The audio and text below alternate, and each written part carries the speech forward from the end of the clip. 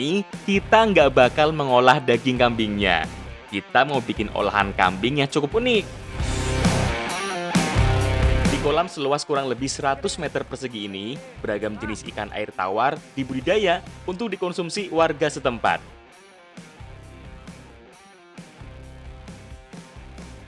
Kalau di Jawa Tengah, kepala kambing biasanya diolah menjadi brongkos atau dimasak seperti gulai. Tapi kalau di Jombang, kepala kambing cukup dioseng-oseng seperti ini saja.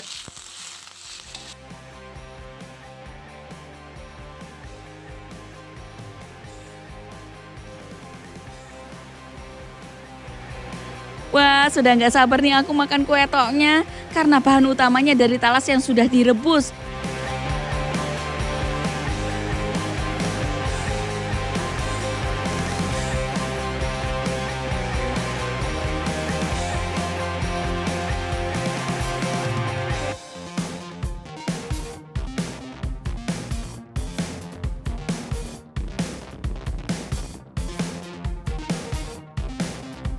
Iki lo boloku kabeh, puding palanya sudah jadi.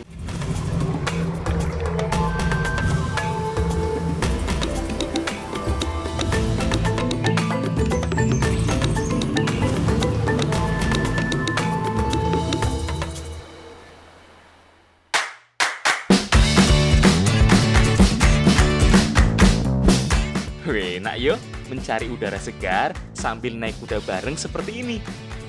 Akhirnya kita barengan lagi nang Jawa Timur, kampung halamanku. Asik nih menjelajah desa di sini bersama arek Jawa Timur asli. Tapi rasa-rasanya kalau hanya naik kuda begini kurang asik yuk kalau nggak ada permainan balapan. Walah, gak berani aku kalau balapan kuda, gak ada keahlian. Kita main egrang tradisional kasini aja yuk.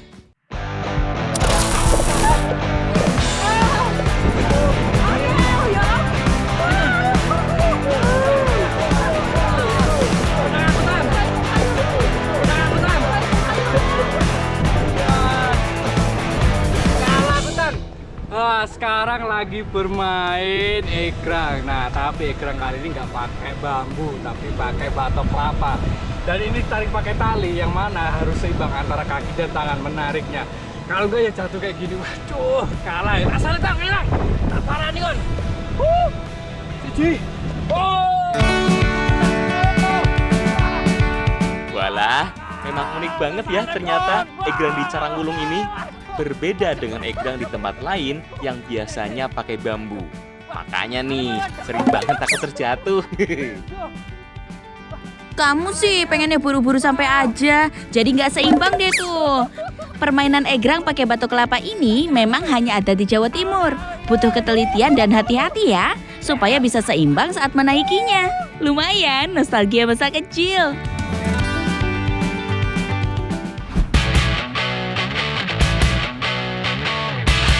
Oh iya Rek, kalau lagi ada di Kabupaten Jombang, Jawa Timur, nggak afdol rasanya kalau kita nggak mengolah hasil peternakannya. Nah, Desa Caranggulung sebagai desa yang berada di dataran tinggi, terkenal banget nih sama peternakan kambingnya. Kali ini, kita nggak bakal mengolah daging kambingnya. Kita mau bikin olahan kambing yang cukup unik. Yuk, langsung aja, mumpung udah ada Ibu Tik. Pada umumnya, bagian kambing itu yang diolah bagian daging dan kaki-kakinya. Kali ini kita olah bagian kepalanya. Wah, kira-kira mau jadi apa ya? Sementara Ibu Tik nyiapin bumbunya sama lintang, nah ini kepalanya kita bakar terlebih dahulu. Ini gunanya untuk menghilangkan bulu-bulu kepala kambing.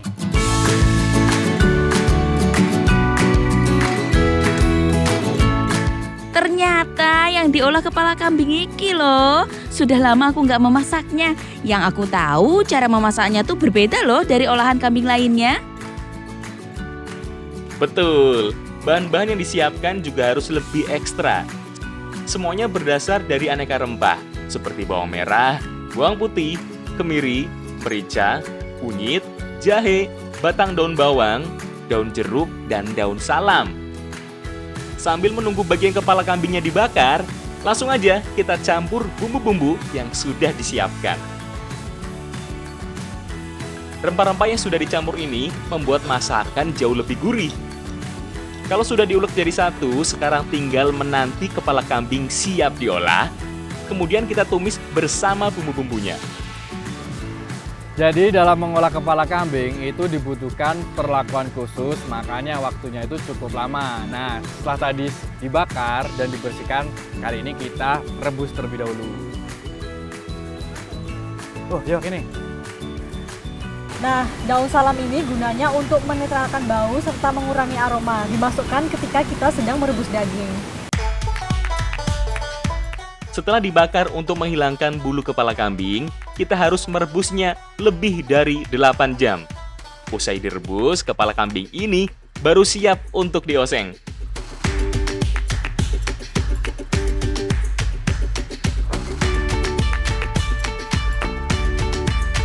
Kalau di Jawa Tengah, kepala kambing biasanya diolah menjadi brongkos atau dimasak seperti gulai. Tapi kalau di Jombang, kepala kambing cukup dioseng-oseng seperti ini saja. Walau proses masaknya melewati rangkaian yang tidak sebentar. Wah, iya betul. Seluruh rangkaian proses itu dilakukan untuk menggugurkan aroma perengus kambing. Dan daging di bagian kepala kambing menjadi empuk.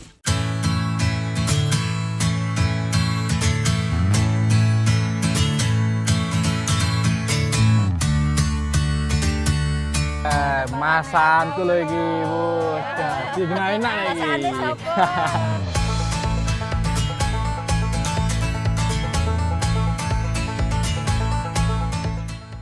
Wah, terbayarkan rasanya. Usai menanti lama yuk dari hidangan yang satu ini. Baru dicicipi sedikit saja, perpaduan bumbu rempah osengnya sudah terasa nikmat. Selain itu, bagian otak kambing ini memiliki nutrisi yang dapat meningkatkan fungsi kerja sel saraf kita loh. Ya walaupun gak semua orang cocok memakan kambing karena khawatir dengan darah tinggi, tetapi asal porsinya gak berlebihan, masakan ini sebetulnya bermanfaat baik loh bagi tubuh. Sebut saja kandungan omega 3 yang ada di otak kambing dan zat fosfatidilserin yang dipercaya mampu menjaga daya tahan ingat otak seiring bertambahan usia loh. Nah, kepala kambing itu tidak banyak dagingnya, tapi ternyata banyak komponen lain dari kepala kambing yang bisa diolah seperti otak dan juga telinga kambing. Nah, paduan rempah dan juga bumbu pilihan dari olahan kepala kambing itu membuat paduan rasanya menggoyang lidah. Wah, ngetang, selain enak dan nikmat, ternyata kandungan dari kepala kambing ini yaitu dapat meningkatkan fungsi kerja sel pada tubuh kita. Nah, itu cocok banget untuk kejantanan pria. Wah. Aduh, Mas Afif yo paling tahu memang kalau urusan soal kejantanan. Tapi ya memang harus tetap diperhatikan yo, Rek. Bahwa otak kambing ini juga memiliki kadar kolesterol yang cukup tinggi. Makanya dikonsumsi secukupnya saja. Betul itu, asal nggak berlebihan. Nah, tapi nih, kalau buat aku sih kurang yo kalau kita makan satu olahan saja. Gimana kalau kita cari tahu olahan lainnya dari kambing? Yo, rasa-rasanya kalau belum makan nasi kikil kambing, belum afdol nih eksplorasi kita di Jombang.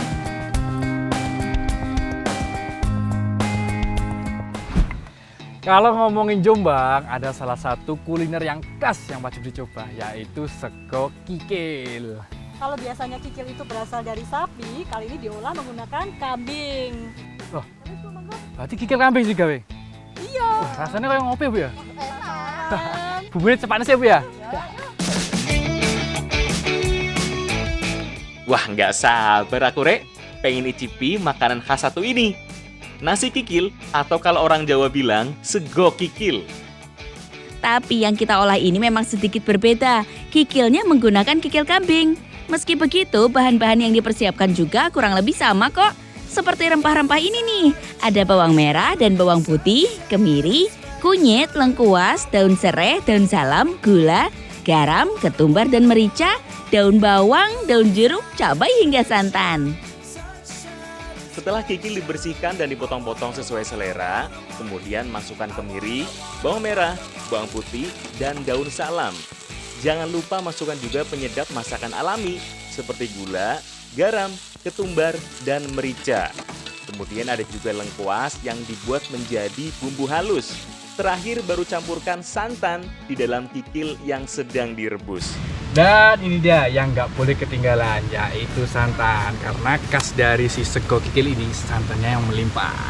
Dan kalau ditambahkan daun bawang, rasanya menjadi lebih sedap. Waduh, Rek, aromanya iki loh, sudah terasa banget.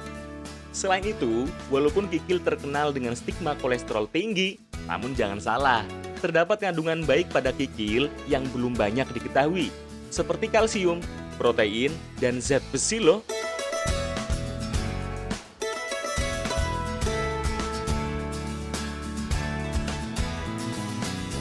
Nggak hanya itu, ternyata kandungan keratin dan elastin pada kikil juga dapat membentuk struktur pada jaringan kulit atau proses regenerasi kulit loh mas.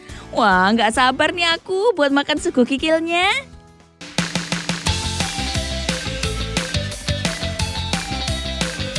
Wah, betul-betul jadi santap siang yang pas banget Iki. Mengenyangkan dan pastinya mengeluarkan cita rasa yang nikmat dan unik.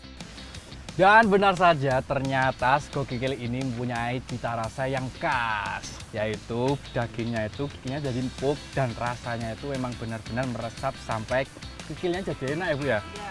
Apalagi penambahan daun bawang, daun jeruk purut, dan juga lombok itu membuat aromanya terasa lebih khas.